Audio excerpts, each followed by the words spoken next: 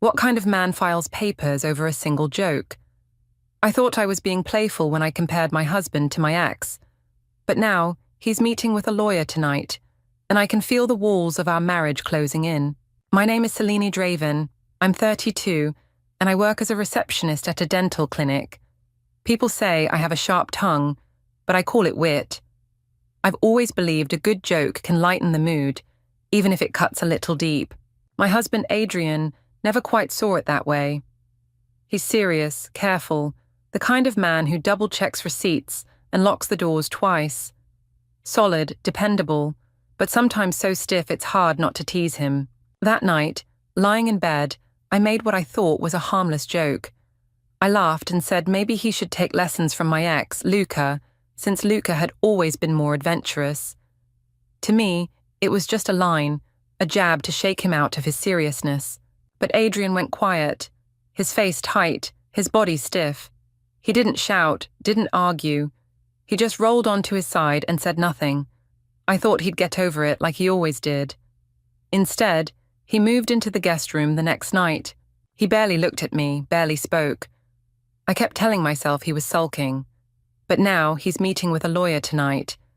And suddenly, my little joke doesn't feel funny anymore.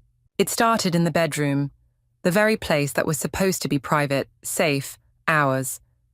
Adrian had been quiet all evening, focused on his laptop while I scrolled through my phone. I felt restless, bored, and a little annoyed at his usual seriousness. He always seemed so controlled, so cautious, as if he carried the weight of the world on his shoulders. To me, that kind of energy begged to be shaken, so I reached for humor. The sharp kind that always made people laugh in my circle, even if it stung. When he turned off the light and lay down, I chuckled and said, maybe you should take lessons from Luca. At least he was adventurous. I expected him to roll his eyes, maybe grumble, maybe even rise to the challenge. Instead, he froze. The room went cold in an instant, as though my words had sucked the air away. He didn't answer. He didn't ask what I meant. He didn't even move. He just rolled onto his side, his back to me, his shoulders stiff. I told myself he was sulking, being dramatic. I nudged him, laughing, saying he had no sense of humor. Still nothing. The silence stretched into the dark, heavier than any fight we'd ever had. The next morning, I found him already up, dressed, and drinking coffee at the kitchen table. He didn't look at me when I came in. Usually, he'd at least greet me, but this time, his eyes stayed on his mug. I made a joke about him acting like I'd actually cheated. I said, "Relax. It was just words, not a crime." He finally spoke, his voice low and steady. He said, "Some things aren't jokes." Then he stood, rinsed his mug, and left for work without another word. That silence followed him home that evening. He walked in, set down his bag, and went straight upstairs. I tried to follow, tried to talk, but he ignored me. Later, when I went to bed, I found his pillow gone. The guest room light was on. He had moved himself out without even discussing it. I laughed bitterly to myself, saying he was sulking like a child. I told him through the door that he was overreacting, that real men didn't hide in spare rooms. He didn't answer. The door stayed shut. By the third day, his silence had become unbearable. I tried to corner him in the kitchen, standing in front of the fridge so he couldn't walk past. I asked him if he was seriously going to drag this out. He looked me in the eye for the first time since that night. His gaze was sharp, cutting. He asked why I thought it was acceptable to compare him to another man. I rolled my eyes and said it was just a joke, that he needed to stop taking himself so seriously. His jaw tightened, but his voice was calm when he said, "Respect isn't a joke." Then he walked past me, his hand brushing mine just enough to move me aside. I tried to twist it back on him. I told him he was too sensitive, that if I couldn't laugh with him, then what was the point? He didn't argue. He didn't defend himself. He simply gathered his papers from the desk, slid them into a folder, and went upstairs. That night, I called my mother, Eleanor, hoping for support. I told her Adrian was sulking because I teased him about my ex. She sighed and told me I really should be careful, that some jokes went too far. I snapped, saying she was supposed to take my side. She said quietly, "You can't keep pushing him like this, Celine." Her hesitation stung more than I wanted to admit. The next day, Richard, Adrian's father, came by unexpectedly. He shook Adrian's hand firmly at the door, and they spoke in low tones I couldn't hear. When I tried to join in, Richard turned to me with a glare. He said Adrian deserved better than to be mocked in his own home. My face burned. I laughed it off, saying Richard had no idea what he was talking about, that Adrian was overreacting. Richard didn't respond. He just clapped his son on the shoulder and left, leaving me fuming in the doorway. That evening, Adrian didn't come to bed at all. I stayed up late, waiting, listening to the quiet hum of the guest room fan.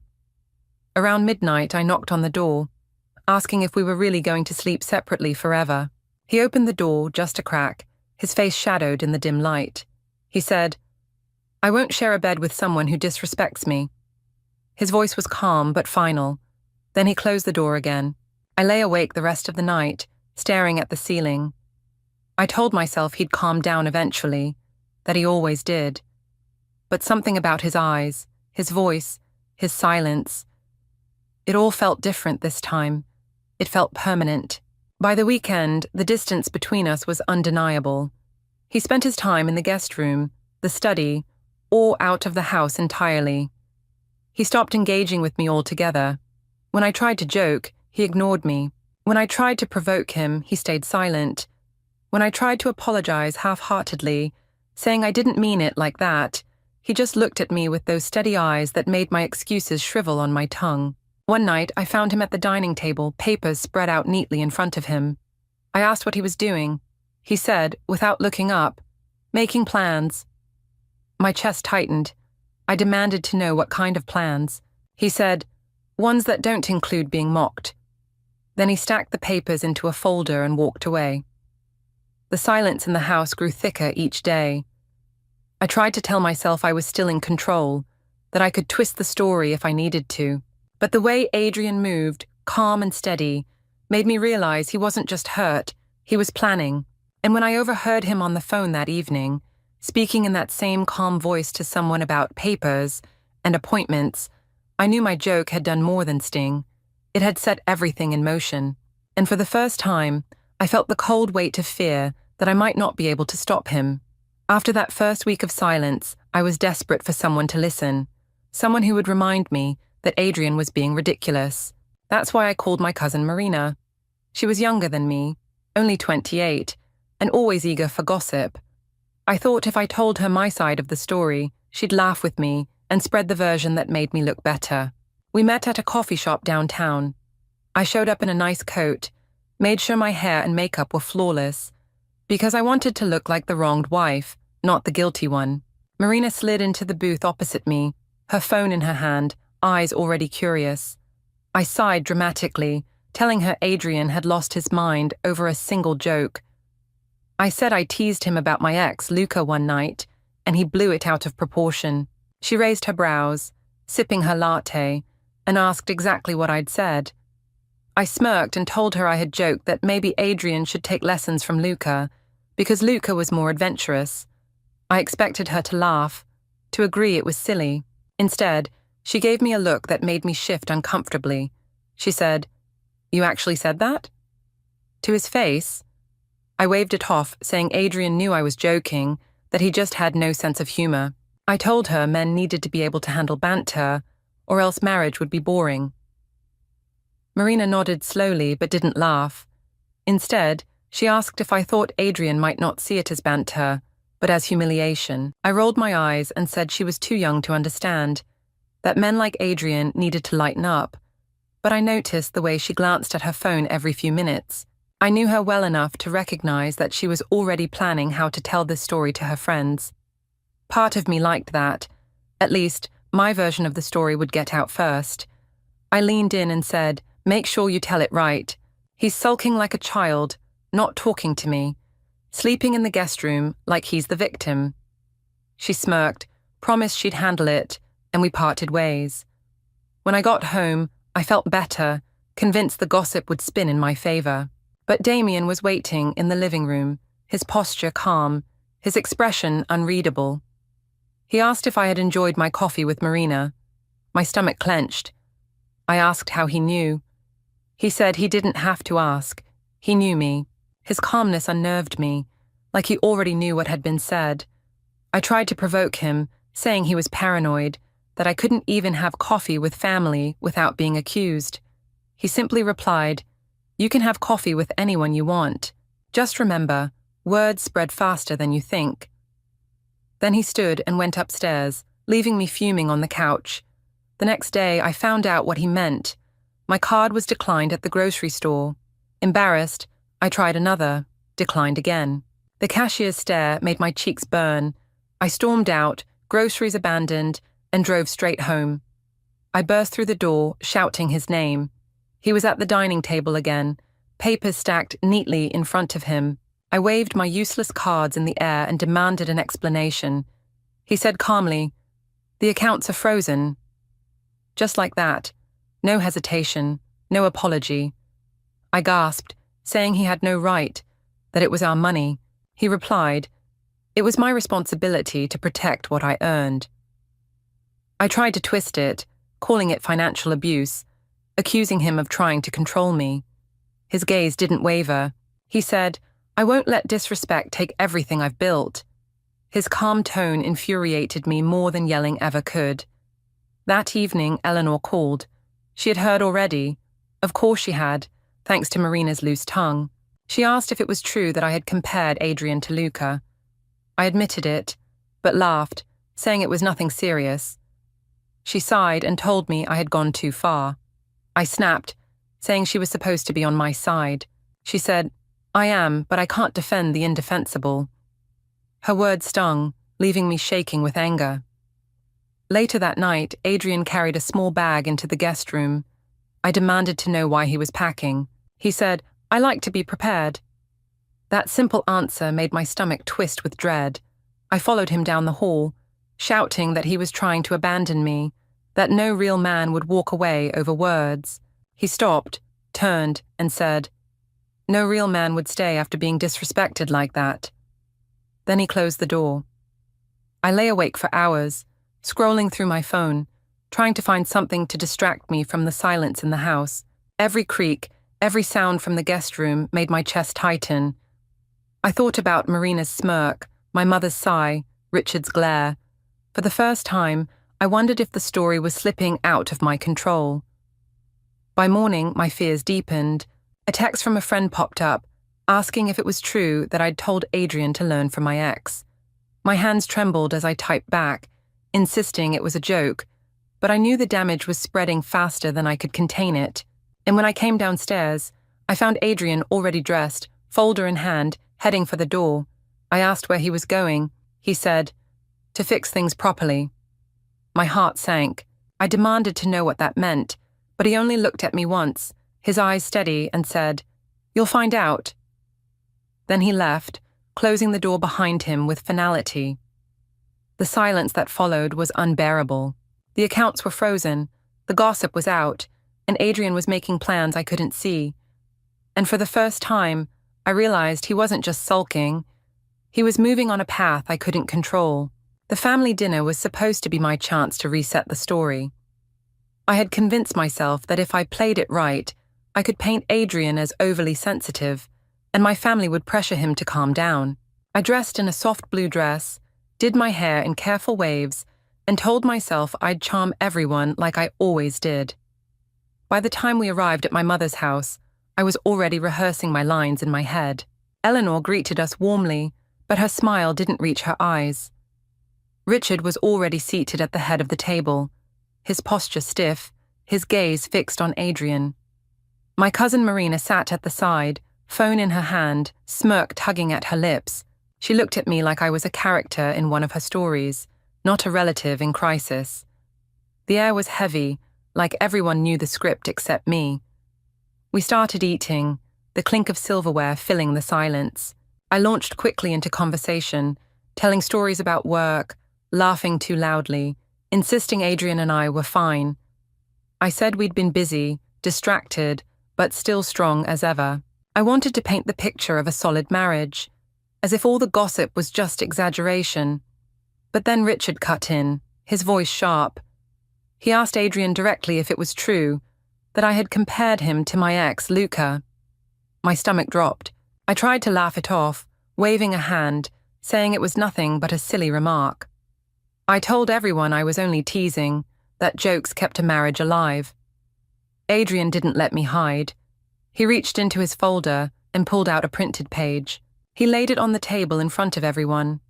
My words, the ones I had thought were harmless, were there in black and white. A copy of the very message I had sent Marina when I bragged about the joke, saying Adrian needed lessons from Luca. My breath caught. Marina smirked, not even embarrassed. The table went silent. My mother gasped softly, pressing her hand to her mouth. Richard's face hardened. Marina leaned closer, pretending to skim the words like she hadn't already memorized them. Heat rushed up my neck. I scrambled for control. I insisted it was just banter, that Adrian knew me, that I didn't mean it seriously. I accused him of dragging private matters into the open, humiliating me on purpose. My voice rose, my hands shaking as I gestured wildly. Adrian's reply was calm, steady. He said, "I don't have to humiliate you. Your own words do that." His voice was low, but it cut deeper than any shouting ever could. My mother tried to defend me, saying I was her daughter, that I hadn't meant harm. But even she faltered, her voice trembling, her eyes downcast as she admitted it had been careless. Richard leaned forward, his voice sharp, telling Adrian he was right to take action, that no man should tolerate such disrespect. I felt like the walls were closing in, every set of eyes turning against me. I lashed out, accusing Adrian of being controlling, of exaggerating to look noble. I said he was trying to punish me for being more fun than him. Eleanor whispered my name, pleading for me to stop, but her words were drowned out by Richard's stern tone. He told Adrian he had his full support, that he needed to protect his dignity. And then Adrian dropped the final blow. He said calmly that he had already met with a lawyer. My heart stopped. He said the consultation had gone well, and he would be moving forward. He didn't raise his voice, didn't look triumphant.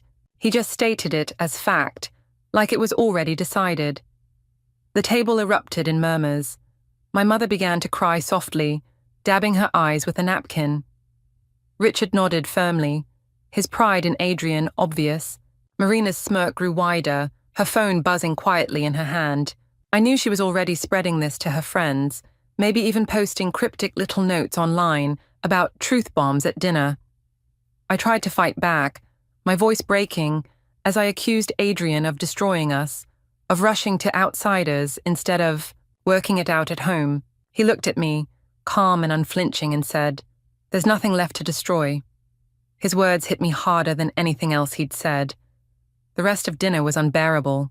No one touched their dessert. My mother kept sniffling.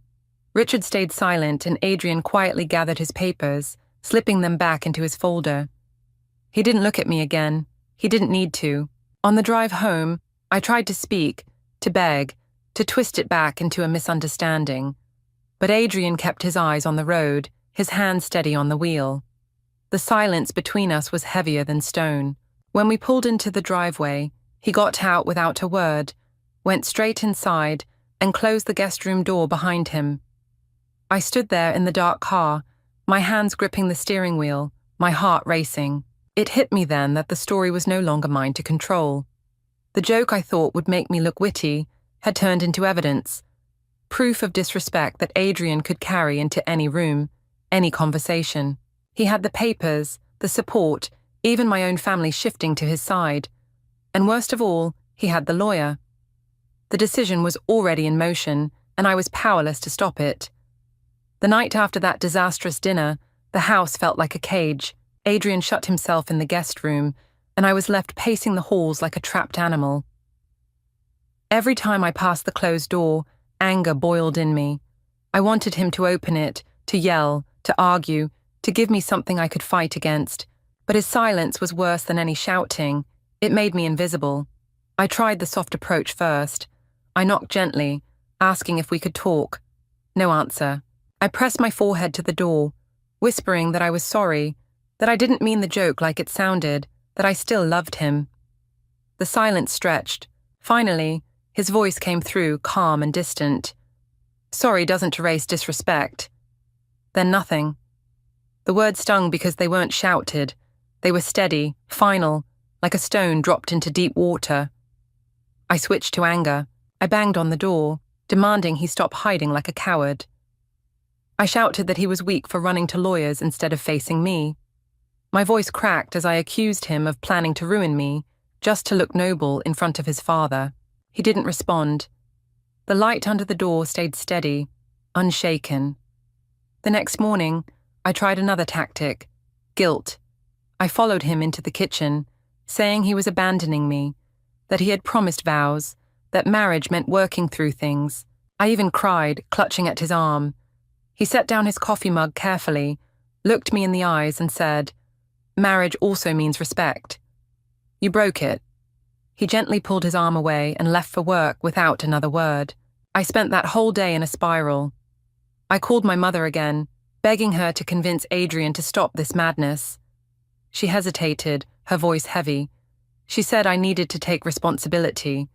I shouted back that she was betraying me, siding with him. She said softly, "I'm siding with what's right." Her words hollowed me out. That afternoon, a courier knocked on the door. He handed me a thick envelope, my name printed neatly across the front. My hands trembled as I tore it open. Inside were legal documents, separation papers. The language was cold, clinical, cutting. Financial divisions, living arrangements, even notes about the house. My name, his name, side by side. Adrian had already signed. My throat tightened, my hands shaking as I read. When Adrian came home that evening, I was waiting in the living room, papers clutched in my fist. I demanded to know if this was his idea of a joke.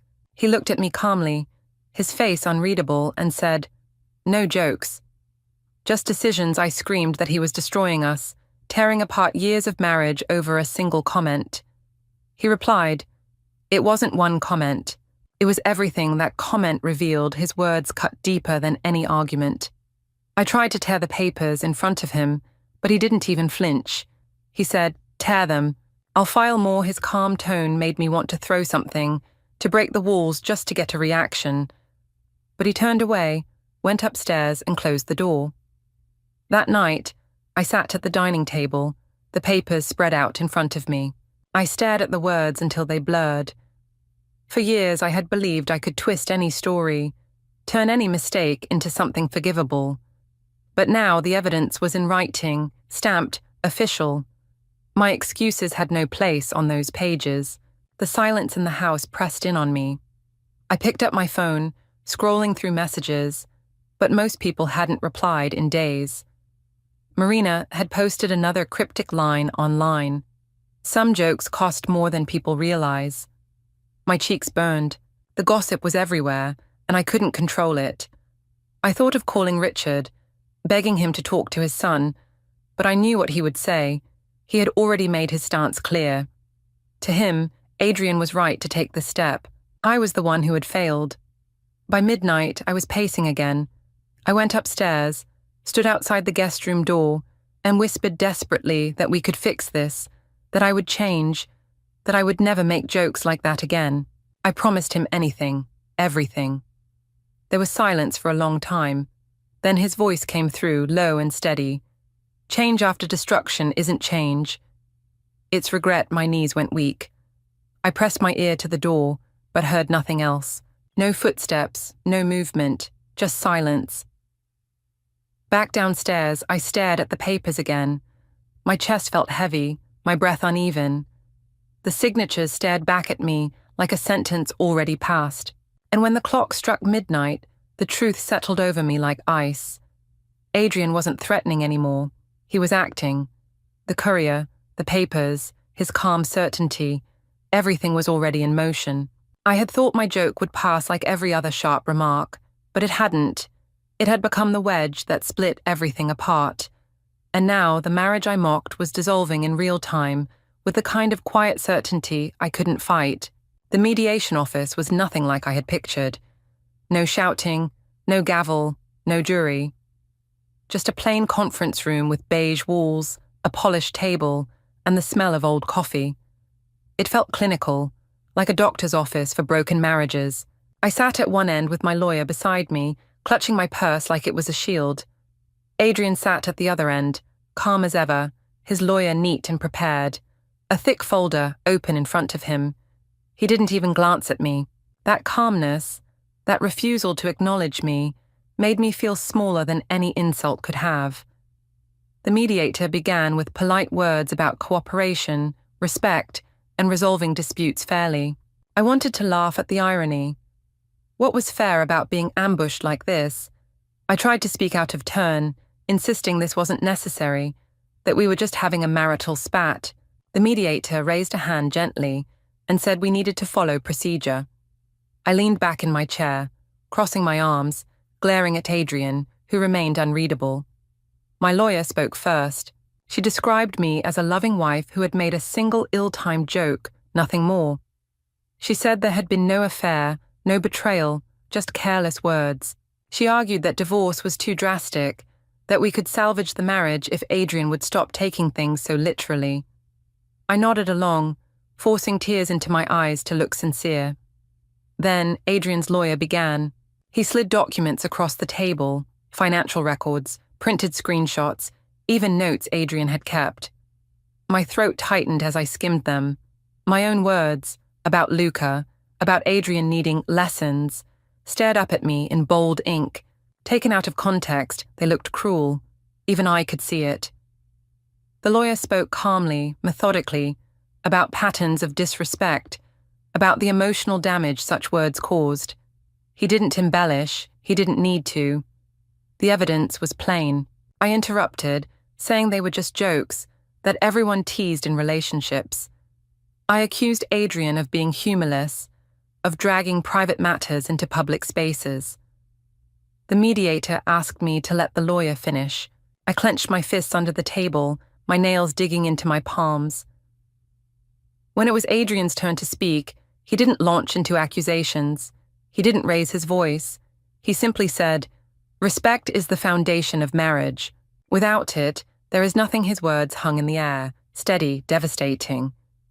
He explained that he had tried to overlook smaller slights, tried to laugh with me when he could, but the comparison to Luca, the deliberate humiliation, was a line that could not be crossed. He said calmly, "I will not build a life with someone who ridicules me." I wanted to scream. Instead, I leaned forward, my voice sharp, insisting he was throwing away years of love over a joke. I said he was dramatic, cruel, weak for involving lawyers. He looked at me for a long moment, then said, "Weakness is pretending everything is fine while you're being torn down piece by piece." I froze. The mediator began outlining the separation terms. My access to the joint accounts would remain restricted. Adrian would retain control of his savings and investments. I would receive a modest allowance until the final settlement, but only with oversight. The house was to be sold, proceeds divided, unless Adrian chose to buy me out. The words blurred together in my head, each sentence hammering another nail into the coffin of the life I thought I still controlled. My lawyer tried to argue, saying Adrian was overreacting, that financial punishment was unnecessary. The mediator listened but didn't shift. Adrian's lawyer countered every point with precision. They had prepared too well. At one point, I turned to Adrian directly, my voice trembling, asking if this was really what he wanted. He met my gaze for the first time that day. His eyes were calm, steady, unyielding. He said, "This is what respect for myself looks like." Then he signed the papers in front of me, each stroke of his pen slow and deliberate. My heart pounded. I hesitated when the documents were pushed toward me. My hands shook as I picked up the pen. I wanted to throw it, to rip the pages, to storm out. But the mediator's expectant gaze, the weight of the silence, and Adrian's steady calm held me there. I signed, my name scrawled in uneven lines. The room exhaled as if the decision had been sealed. Adrian stood, gathered his folder neatly, and nodded once to the mediator. He didn't look at me. He walked out with his lawyer, his steps measured, his back straight. Richard was waiting in the lobby. I saw him clap Adrian on the shoulder, pride in his eyes. Eleanor wasn't there. I realized she couldn't face it. I sat frozen in my chair, the signed papers in front of me, the ink still drying. My lawyer murmured something about next steps, but I barely heard her. All I could think about was the way Adrian's voice had sounded. Steady, final, absolute. I had thought I could twist the story, paint myself as misunderstood, cast him as overly sensitive. But sitting in that sterile room, the evidence laid out, my words in black and white, there was no spin left. The joke I thought was harmless had become my confession, and Adrian had turned it into his freedom. By the time I walked out of the building, the sky had turned grey, clouds heavy with rain. The city moved around me, people laughing, talking, rushing home. I stood still, clutching the strap of my purse, the papers inside like a weight dragging me down. Adrian had walked away with dignity, and I was left with the taste of ashes in my mouth, realizing that a single sentence had cost me everything. The house didn't feel like mine anymore. Every sound echoed too loudly. Every room seemed stripped of warmth. Adrian moved through it with quiet efficiency, carrying boxes, folding clothes, sorting papers. He didn't rush, but he didn't pause either. It was like he had rehearsed this moment 1,000 times in his head and was now performing it with perfect calm. I hovered near the doorway, arms crossed, trying to mask my panic with anger. I demanded to know if he was really going through with it, if he was truly going to end a marriage over one joke. He didn't even stop taping a box. He just said, "It was never just one." His voice was steady, measured, the kind of tone that couldn't be argued with. I tried again, softer this time. I begged him to stay, told him I could change, told him we could rebuild. I reminded him of our wedding vows, the promises we made. He set down the tape, looked me in the eye and said, "Promises mean nothing without respect." My throat closed. I wanted to scream, to tear up the boxes, to make him fight me, but he turned back to his work, calm as stone. By afternoon, the neighbors began to notice. Curtains twitched, blinds shifted. Mrs. Holland from across the street lingered on her porch, pretending to water her plants, but staring openly. Heat rushed to my face. I hissed at Adrian that he was humiliating me in front of everyone. Without looking up, he replied, "You did that yourself." The words burned more than if he had shouted. My mother arrived unexpectedly, her face pale, her hands twisting in her lap as she sat on the couch. She whispered that maybe I should let him go, that dragging it out would only make it worse. I snapped, accusing her of betrayal. She cried, saying she loved me but couldn't defend what I'd done. Her tears only made me angrier, because I wanted her to take my side, not fold into his logic. Richard showed up not long after. He didn't even look at me. He clapped Adrian on the back, proud, and said this was the right decision. The two of them spoke quietly near the door, their voices low and calm. I stood in the hallway, fists clenched, feeling like an outsider in my own life. When Richard left, he nodded once at me, his eyes cold, and shut the door firmly behind him. I tried one last tactic, rage. I shouted that Adrian was weak, that no real man would run to lawyers, that he was abandoning me to look noble. My words bounced off him like stones against steel. He slid the last box into the trunk of his car, closed it with a soft click, and turned to me. His face was calm, but his eyes were tired, resolute. He said, "This isn't running. This is refusing to live in contempt." Then he walked past me, his step steady. I ran after him, grabbing his arm before he opened the driver's door. My voice cracked as I begged him not to go, promised him I'd change, swore it had all been a mistake. For a moment, he looked at me, really looked. Then he said, "Change after the damage is regret. I need peace, not promises." He gently removed my hand, opened the door, and slid into the driver's seat. The engine started, low and steady. I stood there, tears streaking down my face, pounding the window, shouting that he was abandoning me, that he was throwing everything away. He didn't respond. He backed out of the driveway slowly, carefully, like a man who had already rehearsed leaving. Richard's car was parked nearby, waiting, and Adrian gave him a nod before driving down the street. The neighbors slipped back into their homes, leaving the street eerily quiet. I stood barefoot on the porch, my heart racing, watching the car shrink into the distance. The taillights disappeared around the corner, and the silence that followed pressed down on me like a weight I couldn't lift. Inside, the house was hollow. His side of the closet was empty, drawers left open and bare. The guest room, once a symbol of distance, was stripped clean. Even the air smelled different, less like him, more like dust. I walked through the rooms in a daze, touching the empty spaces where his things had been, my chest aching. I sank onto the couch, staring at the wall, the silence deafening. For years, I had believed I could twist any story, spin any mistake into something forgivable. I had told myself that jokes were harmless, that sharp words kept life exciting, but Adrian hadn't fought me. He hadn't yelled or begged. He had simply walked away with dignity. And that dignity was stronger than any excuse I had left. The evening shadows stretched across the empty living room, turning corners dark. I sat motionless, clutching the papers he had already signed, my signature beside his, the ink still stark against the white. Every word on the page was a reminder that this was real, final, unshakable. When night fell, the house seemed colder, heavier, as if it knew it no longer belonged to us. I wrapped my arms around myself, listening to the silence. No footsteps in the hall, no steady voice from another room, no presence beside me. Adrian was gone, and I was left alone, staring at the ruins of a marriage I had mocked to death with my own careless words. Don't forget to hit like, subscribe, and turn on the bell so you don't miss the next story. Write in the comments from which city you are watching.